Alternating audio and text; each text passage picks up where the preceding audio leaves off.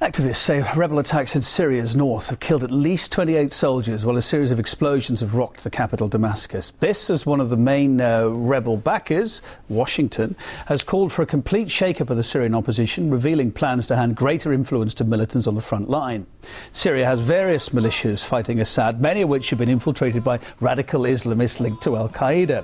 But nonetheless, Secretary of State Hillary Clinton said the US no longer sees Syria's National Council as a leading opposition force anymore because of its lack of support on the ground.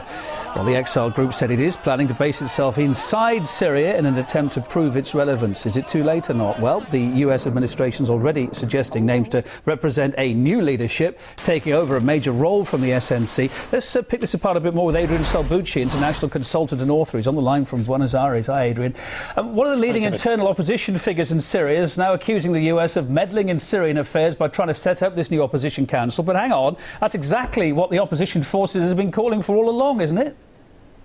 Well, absolutely. And, you know, what we're seeing now is that the tactics of the United States, or the strategy of trying to support specific organizations like the Syrian National Council, are starting not to work. Syria is turning out not to be like Libya, not to be like Egypt, not to be like Iraq, for example, which were more easily manageable. Undoubtedly, the Russian presence behind Syria has a lot to do with this, but the Syrian National Council, in a way, was directed by the Western powers. Let's not forget that their chief of foreign affairs, Basma Kodmani, attended the Bilderberg conference only 3 months ago. She seems not to be doing her job, and they're sacking her.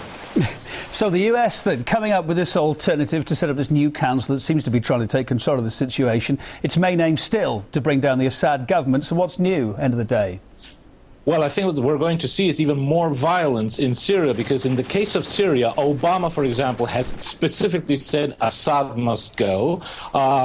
Mitt Romney has said that he would be giving anti-tank and anti-aircraft weapons to the so-called opposition, the guerrilla opposition, the terrorist opposition. Secretary of State Clinton has said the same. So basically what we are seeing is that they have to rev up this entire opposition, this military, these terrorists that are taking over. And again, the United States is definitely going into bed with al-Qaeda once again, the way it's been doing with the CIA, MI6 and Mossad have been in bed with al-Qaeda, because al-Assad is just not being toppled as quickly as they expected. Let's talk about the SNC, the Syrian National Council, outraged with the US. It's only going to have 15 seats in this new 51-member opposition council.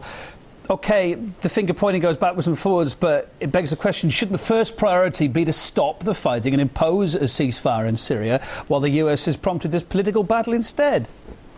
Well, that's the worst thing that can happen to the Western powers, with the United States in the forefront, because what they need is to have overall turmoil throughout Syria. Let's not forget that the road to Iran, from the American point of view, goes through Damascus. So they need to have Syria fall quickly before the Israelis go ahead and unilaterally attack Iran. So they're really fighting against the clock, and they need to bring much more violence into Syria, trying to see if they can get that over and done with. It's been going on for over a year and a half. So we're really going to see very, very dangerous play going back and forth. American geostrategy on the one side and British, and the Israeli on the other side.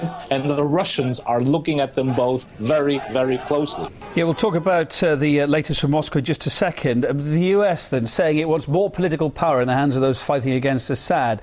But bearing in mind the extremist threat, the big worry is, I guess, this latest policy could make an escalation in the violence even more likely, as you say, and yeah, with al-Qaeda on board, etc.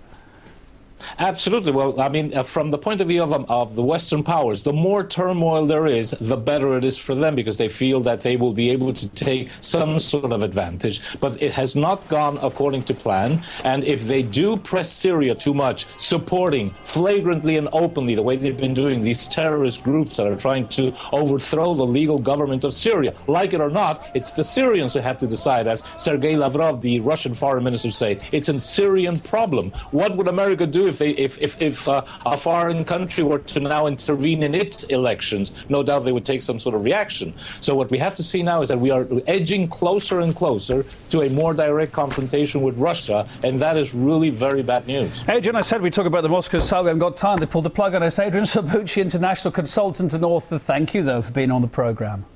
My pleasure. Thank you.